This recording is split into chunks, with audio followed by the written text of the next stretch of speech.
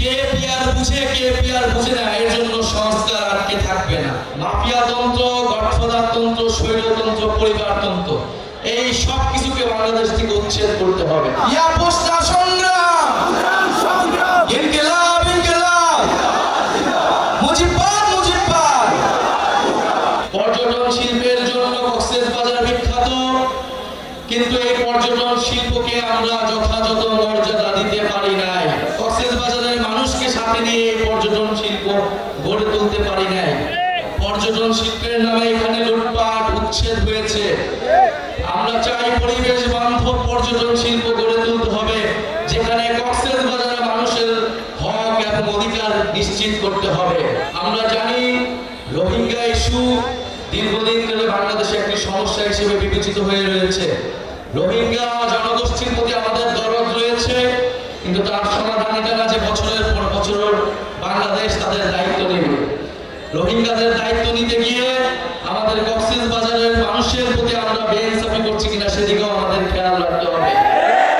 আমরা অন্তর্বর্তী সরকারের প্রতি আহ্বান জানাবো, ডক্টর ইউনূসের প্রতি আহ্বান জানাবো এবং পুরো বিশ্ব বিবেকের প্রতি আহ্বান জানাবো, আপনারা রোহিঙ্গা ইস্যুর দ্রুত সমাধান করুন।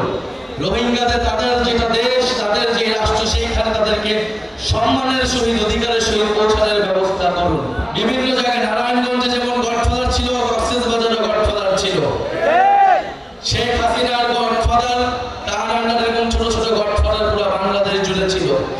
আমরা সেই গডফাদার তন্ত্র ব্যবস্থার বিলোপ ঘটিয়েছি। আমরা নতুন কোন গডফাদারের আবির্ভাব হতে দেব না। মাফিয়া তন্ত্র, গডফাদার তন্ত্র, স্বৈরতন্ত্র, পরিবারতন্ত্র, এই সব কিছুকে বাংলাদেশ থেকে উচ্ছেদ করতে হবে। জনগণের বাংলাদেশ, গণতান্ত্রিক বাংলাদেশ প্রতিষ্ঠা করতে হবে। আমরা কক্সবাজারকে দেখি সম্ভাবনার জায়গা হিসেবে।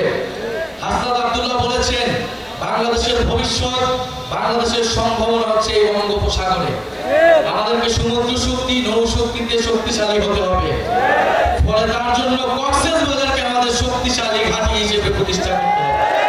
কক্সবাজারের জনগণ, পুরো বাংলাদেশের জনগণ সংস্কারের জন্য অপেক্ষা করছে। আমরা বলেছি জুলাই মাসের মধ্যে জুলাই ঘোষণাপত্র এবং জুলাই সনদ হতে হবে।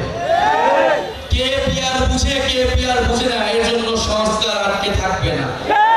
আমরা জানি জনগণ সংস্কার বুঝে, জনগণ সংস্কার চায়।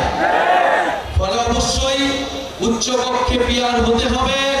নির্বাচন কমিশন, দুদক সহ গুরুত্বপূর্ণ রাষ্ট্রীয় প্রতিষ্ঠানে নিরপেক্ষভাবে নিয়োগের জন্য কমিটি, সাংবিধানিক কমিটি তৈরি করতে হবে। এই দুইটা সংস্কার প্রস্তাবনা ঐক্যমত হলেই জুলাই সনদটি তৈরি হয়ে যায়। আমরা আহ্বান জানাবো, জনগণের দিকে তাকিয়ে, বাংলাদেশের দিকে তাকিয়ে আমরা সকল দল যাতে সংস্কারের পক্ষে ঐক্যমত পোষণ করি। শহীদ